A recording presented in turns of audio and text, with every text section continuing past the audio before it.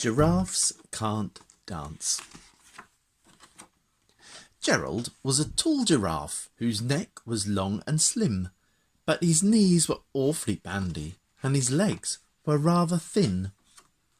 He was very good at standing still and munching shoots off trees, but when he tried to run around he buckled at the knees. Now every year in Africa they hold the jungle dance, where every single animal turns up to skip and prance.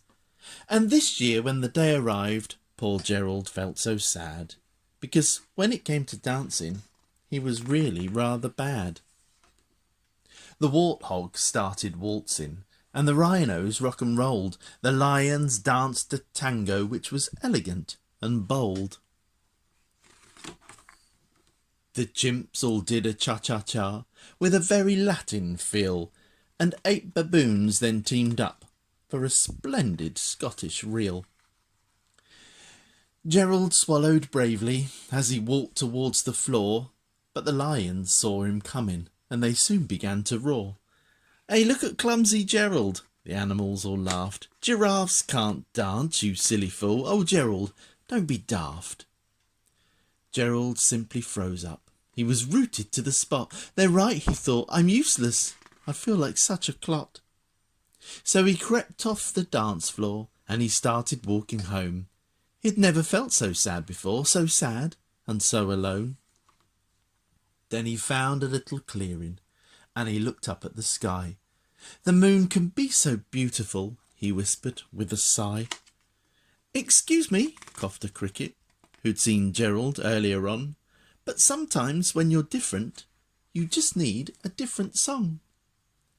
Listen to the swaying grass and listen to the trees. To me the sweetest music is those branches in the breeze. So imagine that lovely moon is playing just for you. Everything makes music if you really want it to." With that the cricket smiled and picked up his violin. Then Gerald felt his body do the most amazing thing. His hoofs had started shuffling, making circles on the ground. His neck was swaying gently and his tail was swishing round. He threw his arms out sideways and he swung them everywhere. Then he did a backward somersault and he leapt up in the air.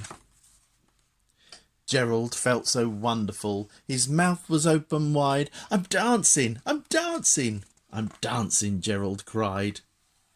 Then one by one each animal who'd been there at the dance arrived while Gerald boogied on and watched him, quite entranced.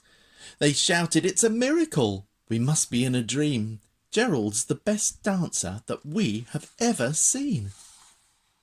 "How is it you can dance like that? Please, Gerald, tell us how." But Gerald simply twizzled round and finished with a bow. Then he raised his head and looked up at the moon and stars above. "We all can dance," he said, "when we find the music that we love."